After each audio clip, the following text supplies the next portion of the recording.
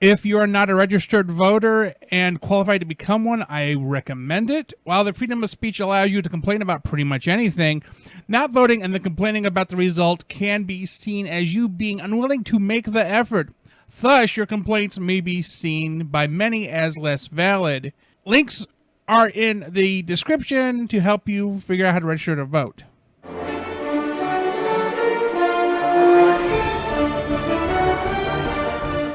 Hey voters, Anthony Haslage, the internet politician here. Before I begin, do not forget to like and subscribe to keep up to date on new content.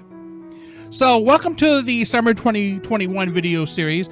Last year we covered chapters from my Human Resources book, which you can buy digitally from my website, tony.haslage.net. Links in the description. The series before that we covered a few of my numerous work experiences, including those in the games industry. This year, we're going to talk about one of the 3 topics frowned upon in my Human Resources book, politics. If you're curious about what the other 2 frowned upon topics are, it's you'll buy my book, and then you'll find out. I will begin by giving you a little bit of history on how the internet politician name came about, and I'm going to give you a bit of my political philosophy. In the future videos, we will cover specific topics within my political platform, which you can find on my website, link in the description. I have ran for office a number of times and have only been elected twice. Do not be impressed, though. Those 2 times were while I was in college. With that experience and my 4 college degrees, humble brag, I believe that I have learned some things, and those have inevitably influenced my opinions. So, starting in a timeline here, we'll start in 1988. The first time I used the internet was in the summer. I can't remember if it was like May, June, July, but it was summer break. And my brother had acquired a Commodore 64. Now, if you know anything about old computers, the modem on it was a 1200 baud modem, which I think it's about 1.2K bits or kilobits per second. My internet connection right now is just over 200 megabits per second, so we're talking about a connection 2,000 times slower than what I have now.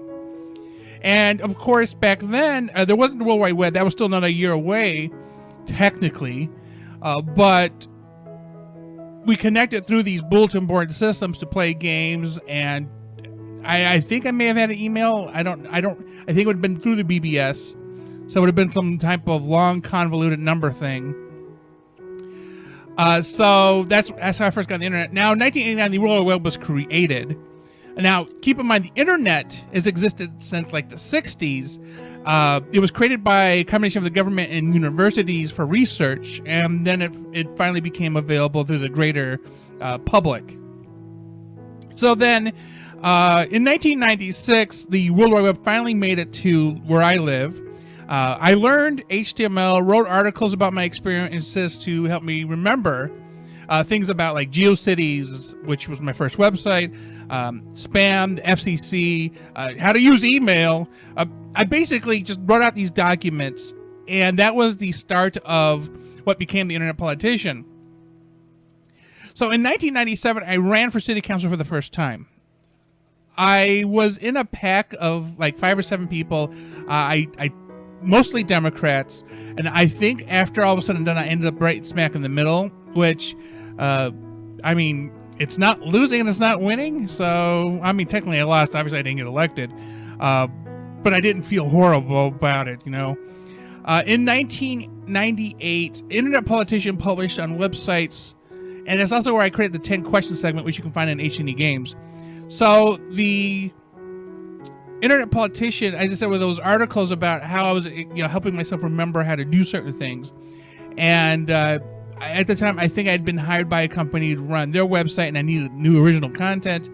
And I kind of filled the bill. Eventually, ended up on my own website too. Then in 2000, there was a limited run magazine. It ran for 4 issues over the course of a year, and I was an editor / contributor. So Internet Politician ended up in that with my 10 questions segment. And so that was the first time I was in print, like in paper print, And then in 2003, I started college years late. I graduated high school in like 96 or something. So you go to college. I like my tour of the college campus. The newspaper was one of the stops, and I was like, "Holy crap! There's a newspaper. I'm a writer." Almost right away, they were like, "Oh heck yeah! As long as you're enrolled, you can be a part of the newspaper." There was no wall of entry. It was basically, "Hey, you're interested? Hey, come write." So in 2003, Internet Politician became a feature for about 3 years. And then at the same time, I helped establish the radio station there, and I had 2 seasons of Politically Crowded, which was my talk show. So I had a newspaper thing. I had a 2 seasons of a local access television show. So so far so good. In 2003 anyway, 2004, 2005. Eventually in 2006, because I was running for office again, because I had been elected for the first time. Again, college offices, don't go ooh-ah. It's I did get reelected, but I was told I had to leave the newspaper, which also meant I couldn't do the radio station, which meant I couldn't do the local access TV show. So I stopped doing that to do my job, because I technically worked for the college. And then eventually I go through school, I graduate, blah, blah, blah. In 2013, I ran for my city's financial officer, which is the treasurer. They call it treasurer. They really call it financial something. Treasurer seems like the kids club at school. That person holds the money from the bake sale. That's what treasurer, when I think of the word treasurer.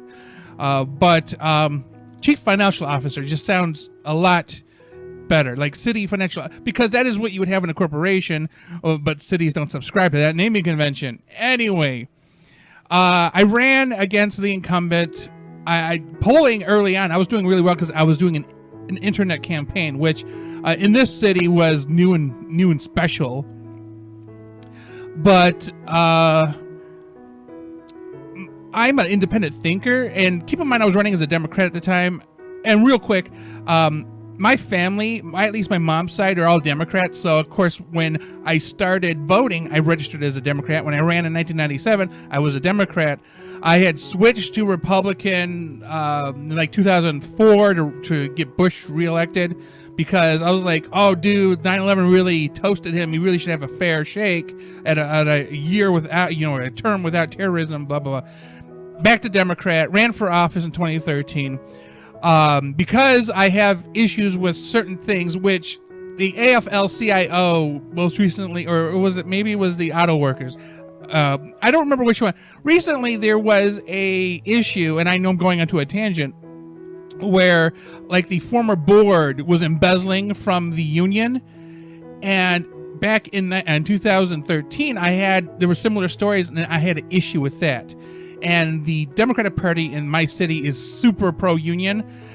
If you embezzle and you're a union guy running the union and embezzle, they'll look the other way. That's personally what I feel. That may not necessarily be true, my opinion, but I think some unions give all unions a bad name. So I voiced that opinion. So to break total precedent, something they had never done before, the Democratic Party met without inviting me to vote to endorse my opponent. Something, again, they'd never done before. So they endorsed her, and I get a phone call. I'm out to dinner with my family.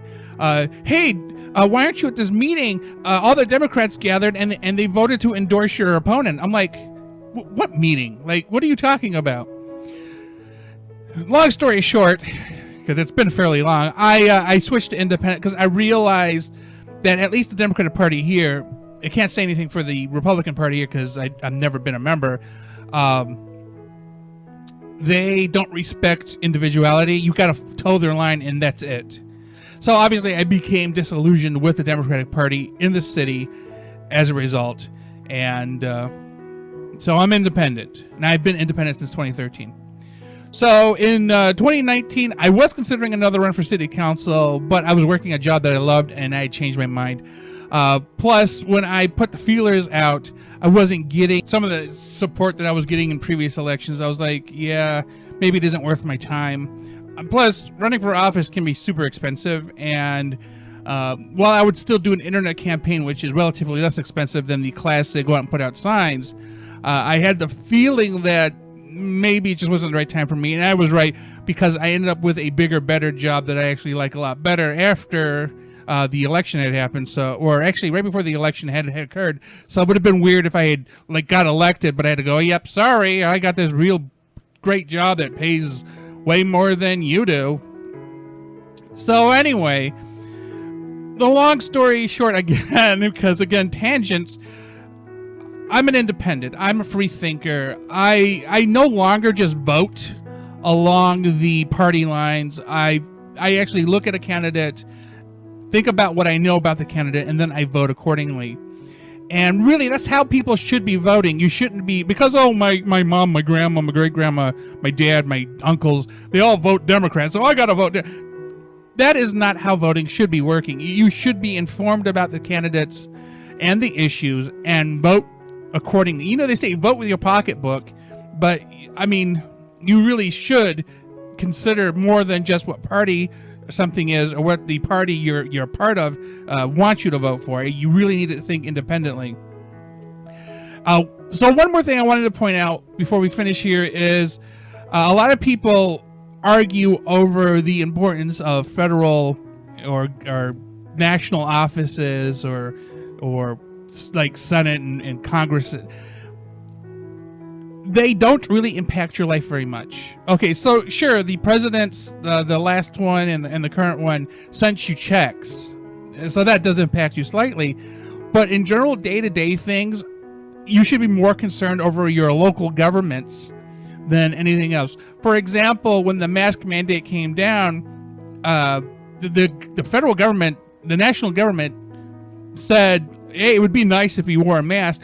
And then the state says, hey, in these places, you can't, you have to wear masks. But then your city says, well, in addition to that, wear masks here, whatever.